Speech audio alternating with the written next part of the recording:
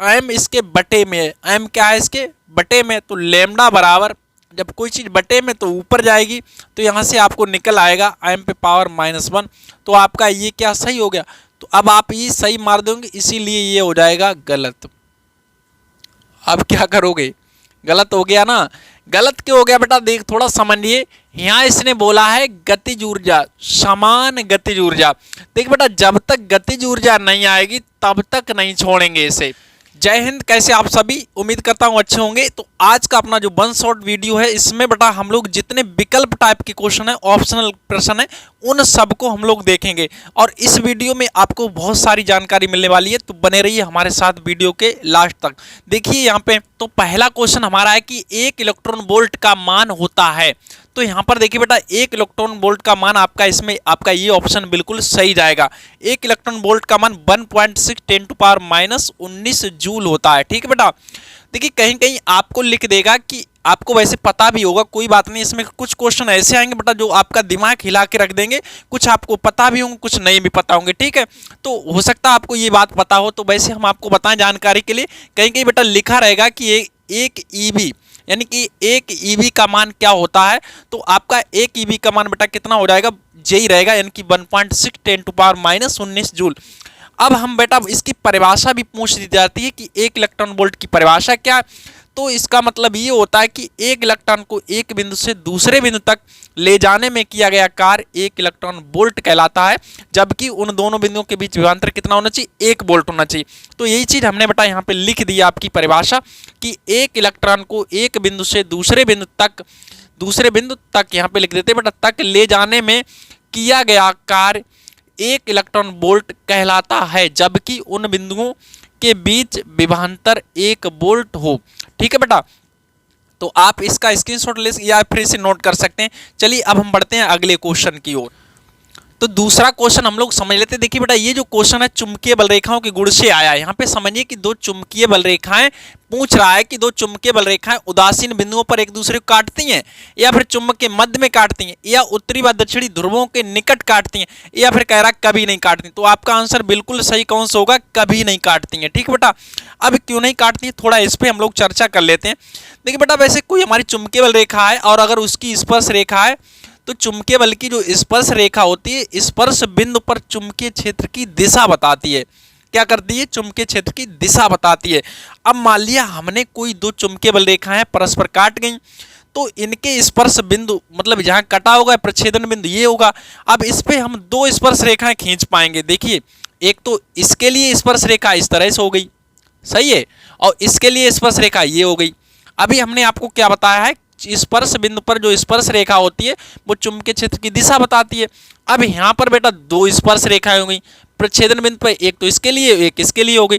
तो अब हमें यहाँ पे इसका मतलब ये होगा कि चुंबकीय क्षेत्र दो हो गए डायरेक्शन में, चुंबकीय क्षेत्र की डायरेक्शन क्या होगी, दो। तो ये गलत हो गया बेटा, क्योंकि चुंबकीय क्षेत्र एक ही दिशा में हो सकता है, और यहाँ इनके स्पर्श बिंदु पे बता रहा है कि जो चुंबकीय क्षेत्र की दिशा है वो मतलब यहाँ पे क्या हो गई, दो दिशाएं हो गई। ये तो बात गलत हो गई। ठीक बेटा, तो इसलिए चुंबकीय हमारी जो बल रेखा है वो आपस में कभी नहीं काटती हैं। तो बेटा ये क्वेश्चन आता है, मतलब आपसे पूछ देगा कि दो चुंबकीय बल रेखाएं आपस में क्यों प्रच्छेदित नहीं करती हैं।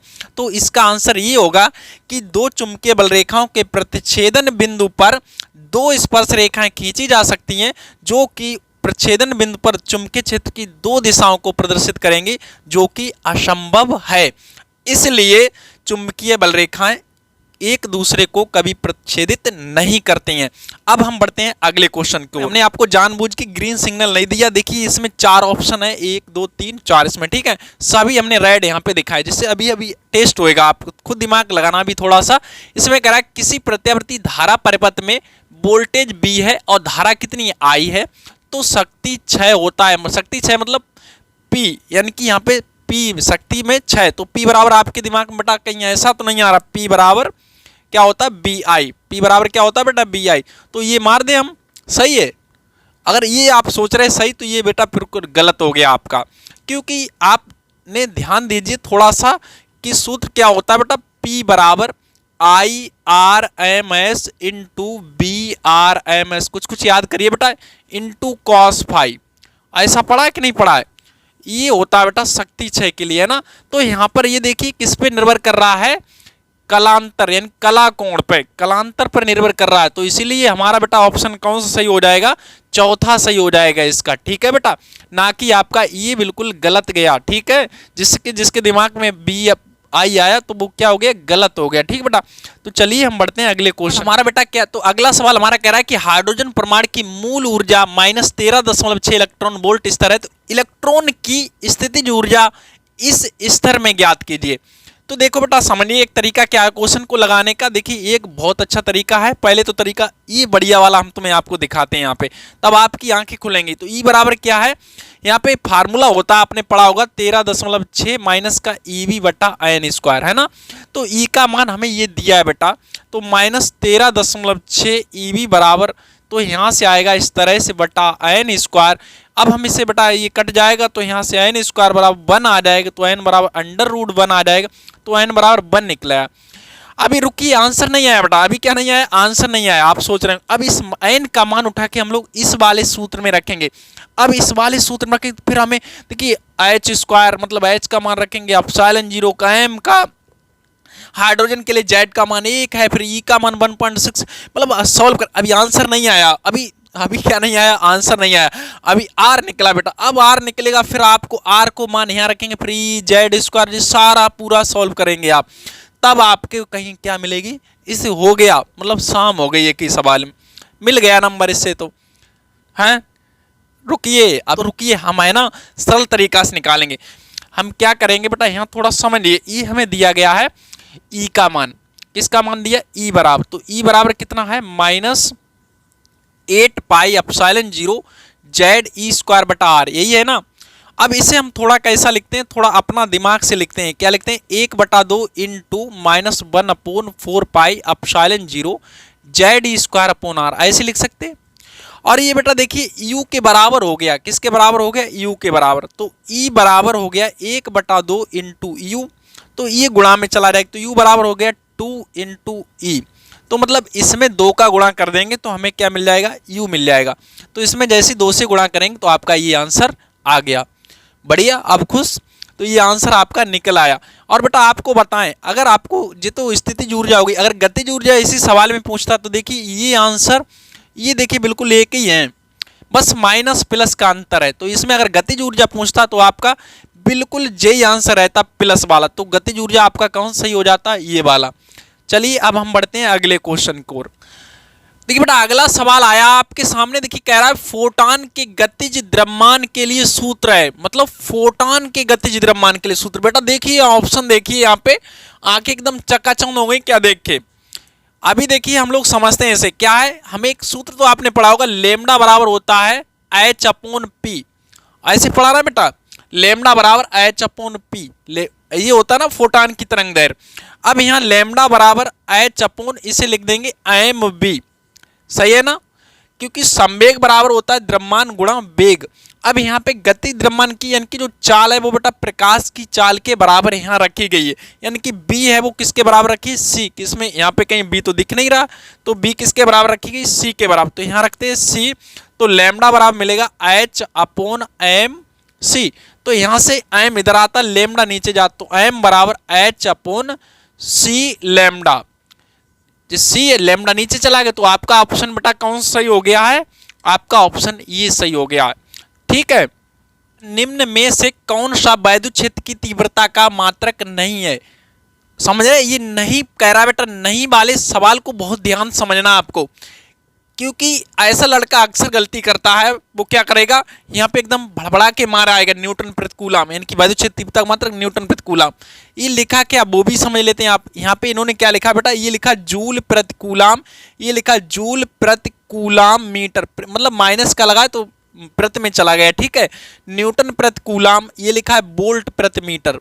तो इसमें कह रहा है कौन सा वैद्युत क्षेत्र तीव्रता का मात्रक नहीं है, तो आपका ऑप्शन यहाँ पे बेटा कौन सा होगा, हम समझेंगे, इस सवाल को बहुत ध्यान से लगाना है, ठीक है। मतलब वो वाला आंसर लगाएंगे जो वैद्युत क्षेत्र तीव्रता का मात्रक, इनमें से मतलब 3 ऐसे हैं जो वैद्युत क्षेत्र तीव्रता की मात्रक हैं और एक नहीं है। तो पहला हमारा क्या है, इसे समझिए बेटा, ये जो लिखा है जूल प्रति कूलम लिखा है, क्या लिखा है, जूल प्रति कूलम, और जो जूल प्रति कूलाम जो होता है बेटा, जूल किसका होता है, डब्लू का, और ये किसका है, आवेश का। तो ये क्या हो गया बेटा, डब्लू बटा क्यू किसके बराबर हो गया, ये हो गया हमारा वैद्युत विभव का मात्रक हो गया। किसका हो गया, वैद्युत, ना कि वैद्युत क्षेत्र तीव्रता का। तो इसलिए ये हमारा आंसर यहाँ पे सही हो जाएगा, ठीक है, क्योंकि ये वैद्युत क्षेत्र तीव्रता का मात्रक नहीं है, ठीक। अच्छा, ये तो आपको मिल गया पहले। इस अब आप सोच रहे हो ये 3 कैसे हो गए वैद्युत क्षेत्र तीव्रता की मात्रक, थोड़ा हम समझाएं आपको। देखिए पहले ये समझिए, ये तो आपको पता ही होगा, न्यूटन प्रति कूलाम होता ही होता है वैद्युत क्षेत्र तीव्रता का मात्रक, ठीक है बेटा। अब देखिए एक सूत्र होता है, क्या होता है, आपने पढ़ा होगा, कार्य बराबर बल गुणे विस्थापन, बल गुणे विस्थापन, ठीक है बेटा। अब कार्य का मात्रक क्या हो गया, जूल, सही है, बल का न्यूटन हो गया, और इनटू विस्थापन का मीटर हो गया। अब मीटर नीचे ले आते हैं हम लोग, तो न्यूटन बराबर क्या मिल जाएंगे, न्यूटन के बराबर मिल जाएंगे जूल बटा मीटर, है ना। तो न्यूटन का मान यहाँ पे जब रखोगे तो क्या मिलेगा, यहाँ पे क्या रखेंगे, जूल बटा मीटर, और सबके बटा कौन है, कूलाम, सही है ना। तो अब ये मीटर नीचे ले आते हैं तो हमारा मिल जाता है जूल बटा कूलाम मीटर। तो ये जूल का मतलब जे है, इसका सी है, ऊपर गया तो माइनस हो गया, मीटर का भी माइनस हो गया। तो आपका इस तरह से कौन सा मिल गया, जूल प्रति कूलाम मीटर। समझ में आ रहा होगा बेटा। अब देखिए ये वोल्ट प्रति मीटर, ये तो आपने एक फार्मूला पढ़ा ही होगा, ई बराबर क्या होता है, बी अपॉन डी, ई बराबर बी अपॉन डी। कई बार आपने नजर करो, ध्यान करो बच्चा। तो ये हमारा हो गया ई बराबर बी अपॉन डी। देखिए इसका होता है वोल्ट, और ये हो गया मीटर, तो ऊपर चला गया वोल्ट प्रति मीटर। समझ में आ गया ना। तो ये तीनों हैं वैद्युत क्षेत्र तीव्रता की मात्रक, ये नहीं था, इसलिए बेटा इसे हमारा आंसर हो गया। चलिए ये क्वेश्चन आप पक्का गलत करके आते अगर आपको जानकारी नहीं है। तो इसमें कह रहा है कि R1 R2 त्रिज्याओं के 2 चालक गोलों के पृष्ठ आवेश घनत्व कैसे हैं बेटा, समान है। पृष्ठ आवेश घनत्व समझ रहे, सिग्मा समान है। पृष्ठों पर वैद्युत क्षेत्र की तीव्रताओं का अनुपात है। अब यहाँ समझिए, जैसे 2 चालक गोला है, उनकी त्रिज्या क्या R1 R2 है, तो आप इनमें से बेटा कोई ना कोई लगा के तो आते पक्का, ठीक है, और हो जाता आपका गलत। कैसे गलत हो जाता है, क्योंकि आंसर आपका ये सही है बेटा, 1:1 इसका आंसर आएगा। कैसे आएगा, यहाँ समझिए, जो वैद्युत क्षेत्र तीव्रता होती है गोले के पृष्ठ पर, वो होता है सूत्र सिग्मा अपॉन एप्सिलॉन 0, ठीक है। ऐसे ही अगर दूसरे के लिए निकालेंगे E2 का मान, उसका मान भी यही निकलेगा, क्योंकि दोनों के जो पृष्ठीय आवेश घनत्व हैं वो कैसे हैं बेटा, समान है। अब इनका निकालो बेटा अनुपात, तो E1 बटा E2 क्या निकलेगा, सिग्मा बटा एप्सिलॉन 0, और ये आ जाएगा सिग्मा बटा एप्सिलॉन। तो सारे के सारे कट गए, तो 1/1 ही तो आया। तो इसका अनुपात क्या निकलेगा, E1 अनुपात E2 क्या निकलेगा बेटा, 1:1 निकलेगा। हो गया आपका सवाल। तो इसे आप याद रखना, ठीक है बेटा। इस तरह का अगर कोई क्वेश्चन आता है तो आप बहुत ही सावधानी बरतनी है आपको, ठीक है। तो चलिए बढ़ते हैं हम लोग अगले क्वेश्चन की ओर। क्वेश्चन को बड़ा इस क्वेश्चन को ध्यान समझो। इसमें कह रहा है समान पदार्थों के घनों की भुजाओं का अनुपात 1:2 है। कितना है, 1:2 है। इनके प्रतिरोधों में अनुपात होगा। मतलब बेटा 2 घन है। इस क्वेश्चन को बहुत ही हमें ध्यान से समझना पड़ेगा।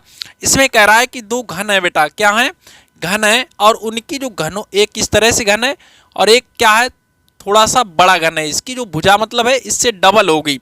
तो हम थोड़ा सा यहाँ पे बना लेते हैं डबल भुजा का इसका, ठीक बेटा। यहाँ इस तरह से हमने यहाँ पे बना दिया। तो ये घन है हमारा। तो इस तरह से 2 घन है, ठीक है।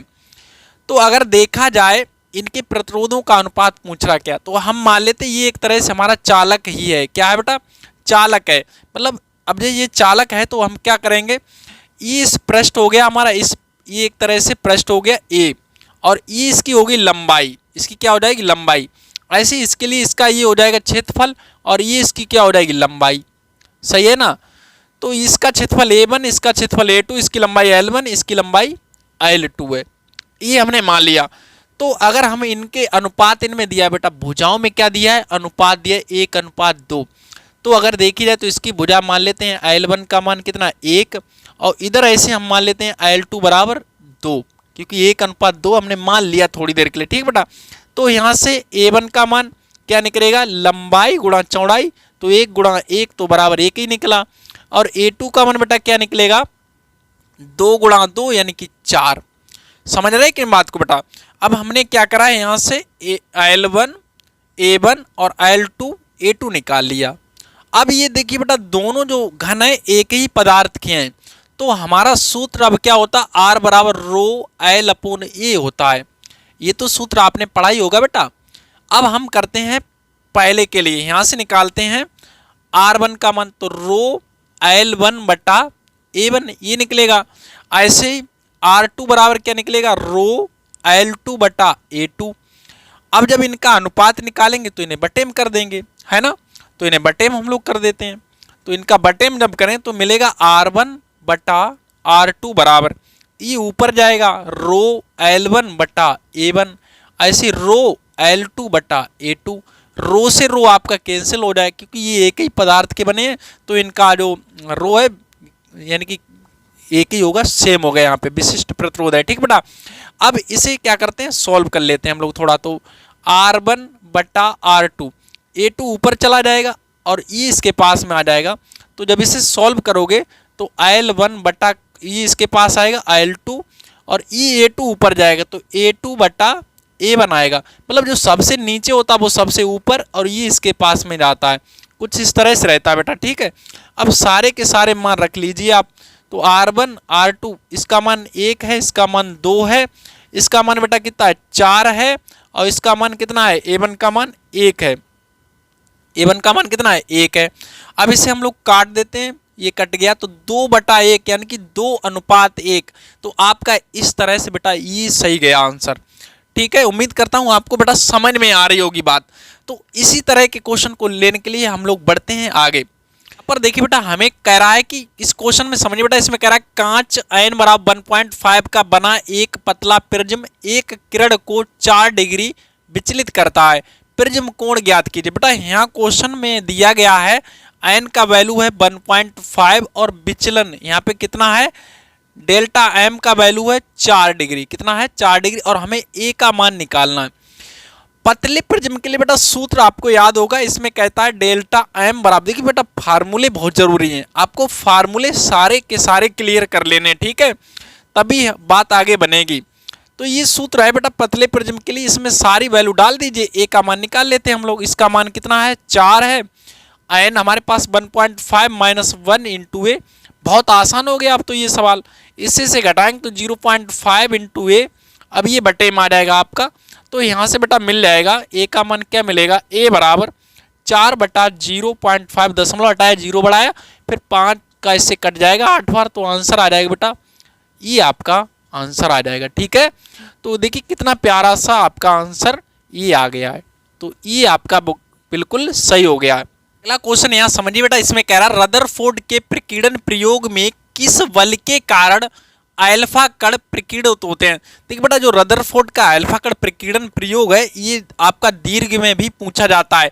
अगर आपने नहीं आपको पता है तो इसमें वीडियो आपको मिल जाएगा, चैनल के नीचे आप जाएंगे इसमें तो हमारा वीडियो आपको मिल जाएगा। ठीक है, तो उसमें आप देख लेना।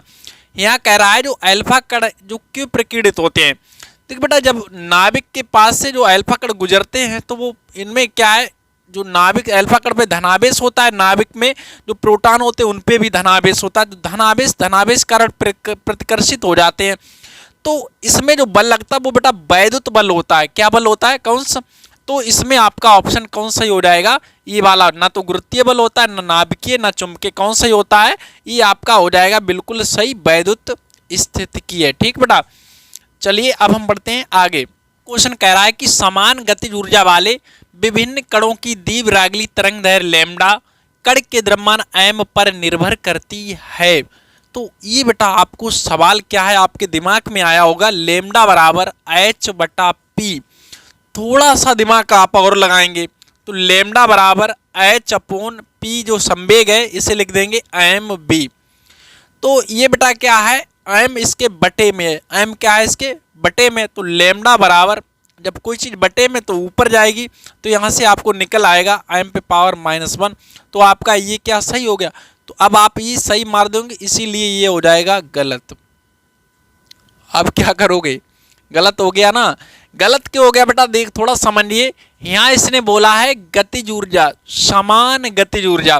देख बेटा जब तक गतिज ऊर्जा नहीं आएगी तब तक नहीं छोड़ेंगे इसे।